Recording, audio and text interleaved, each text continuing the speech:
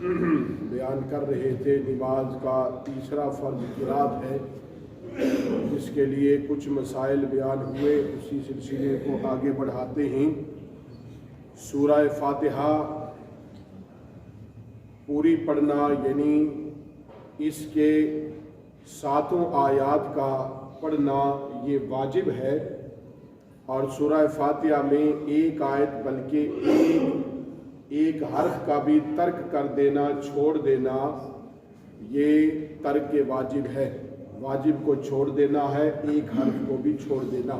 سورہ فاتحہ پڑھنے میں اگر ایک لفظ بھی بھولے سے رہ جائے تو سجدہ سہو کرے۔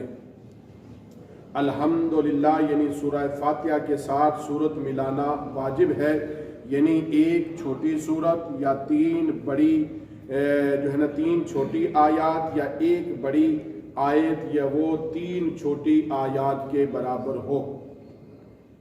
اسی طرح سے الحمد شریف تمام اور کمال پڑھنا واجب ہے، اور اس کے ساتھ کسی دوسری سورت سے ایک بڑی آیت یا 3 چھوٹی آیات کو ملانا یہ واجب ہے۔ اسی طرح سے فرض نماز کی پہلی 2 رکعتوں میں سورہ فاتحہ کے ساتھ سورت ملانا یہ واجب ہے۔ وتر، سنت، نوافل نماز کی ہر رکعت میں الحمد کے ساتھ سورت ملانا یہ واجب ہے۔ اگر کوئی شخص سورہ فاتحہ کے بعد سورت ملانا بھول گیا یا فاتحہ پڑھنا بھول گیا اور بغیر سورہ فاتحہ پڑھی تو اس کے لیے سجدہ سہو کرنے سے نماز ہو جائے گی۔ الحمد شریف یعنی سورہ فاتحہ کے سورت سے پہلے پڑھنا یہ ہے واجب۔ الحمد شریف صرف ایک مرتبہ پڑھنا واجب ہے، زیادہ مرتبہ پڑھنا اس کو ترک واجب کہا جاتا ہے۔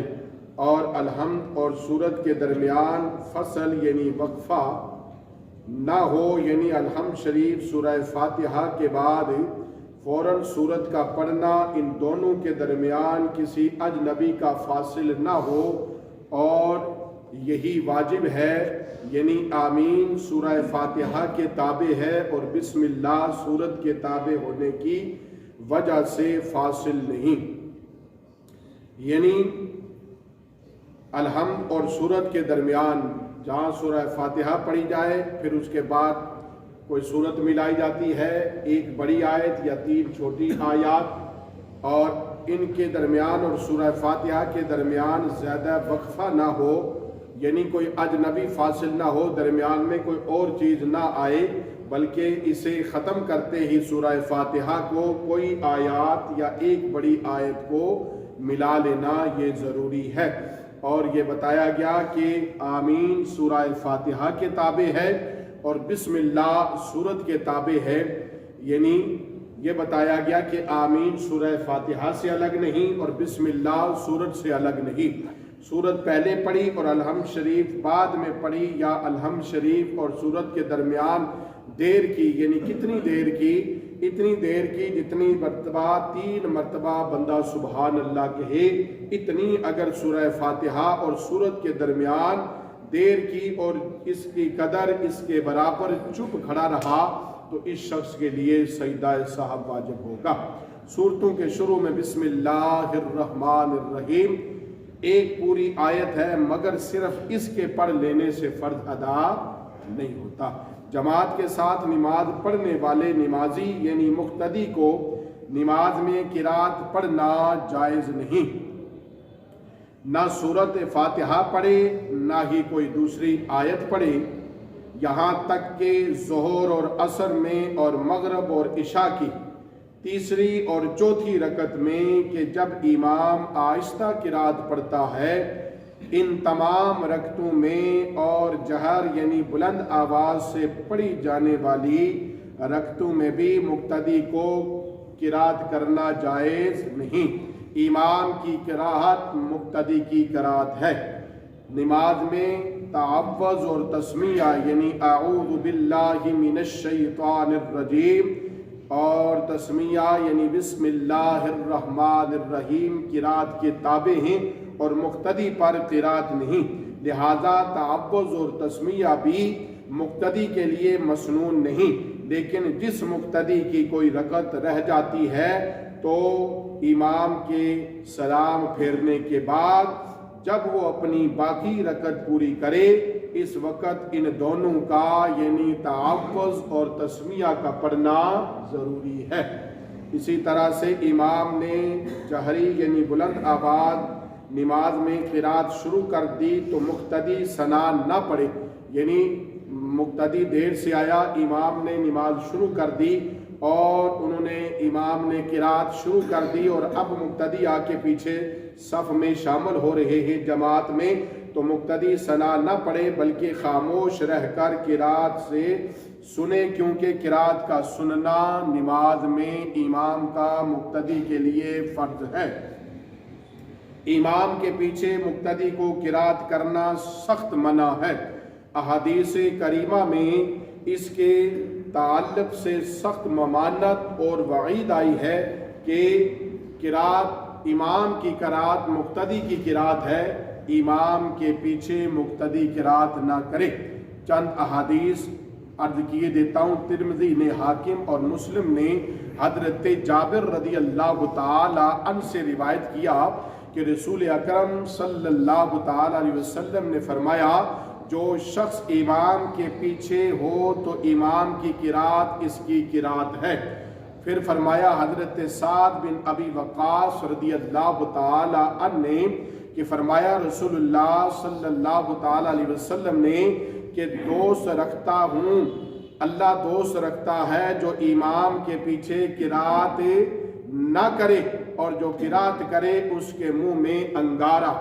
اور ام المومنین حضرت امیر المومنین حضرت عمر فاروق رضی اللہ تعالی عنہ فرماتے ہیں کہ جو امام کے پیچھے قرات کرتا ہے کاش اس کے منہ میں پتھر دوں۔ آپ فرماتے ہیں حضرت عبداللہ بن زید بن ثابت اور حضرت جابر بن عبداللہ سے سوال ہوا، انہوں نے فرمایا کہ امام کے پیچھے کسی نماز میں قرات نہ کی جائے۔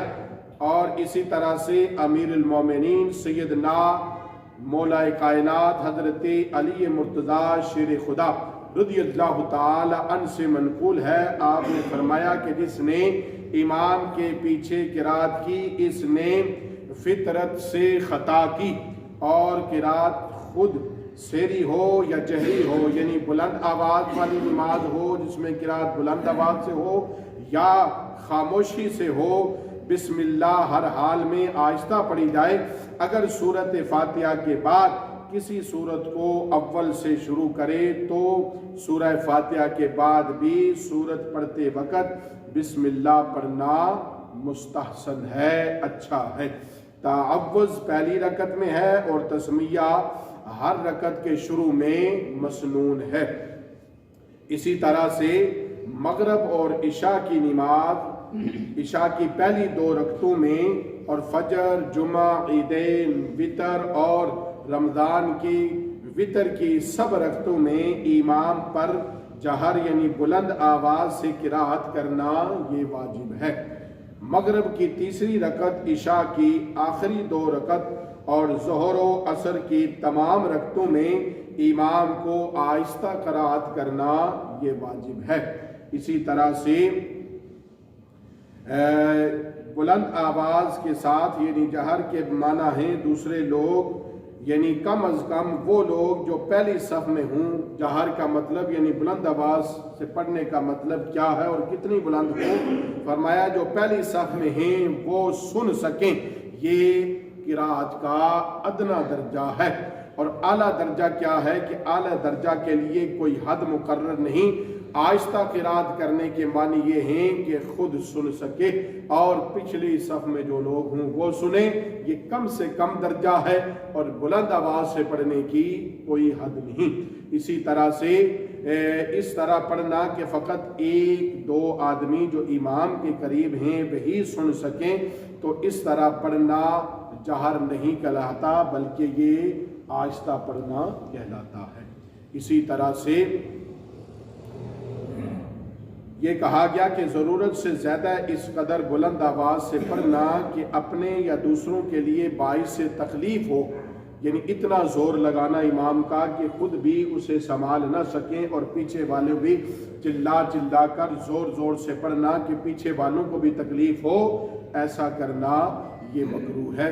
نماز میں آمین جب سورہ فاتحہ کا اختتام کرے امام تو آمین بلند آواز سے کہنا مکروہ اور خلاف سنت ہے، اسے اعلیٰ حضرت نے فتاوی رضویہ شریف میں نقل فرمایا۔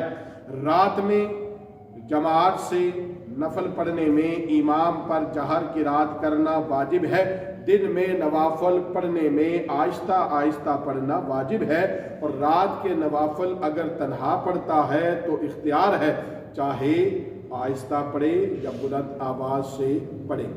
اسے در مختار نے نقل کیا۔ اسی طرح سے منفرد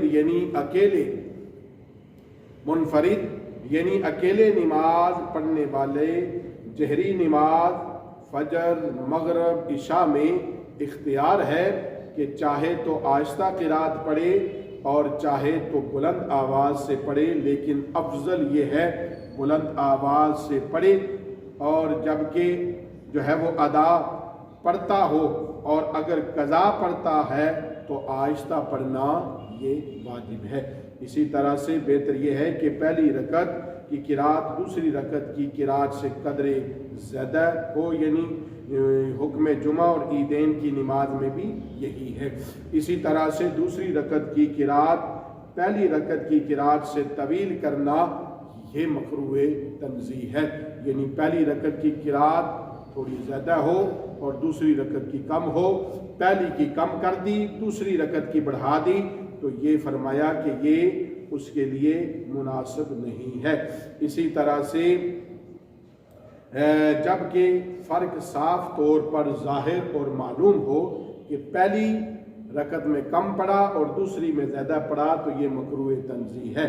اسی طرح سے امام کے لیے ضروری ہے کہ بیمار اور ضعیف عمر، بوڑھے اور کام پر جانے والے ضرورت مند مقتدیوں کا لحاظ کرتے ہوئے طویل قرات نہ کرے کہ ان کو تکلیف پہنچے، بلکہ قرات میں اختصار کیا جائے، اسے اعلیٰ حضرت نے نقل کیا ہے۔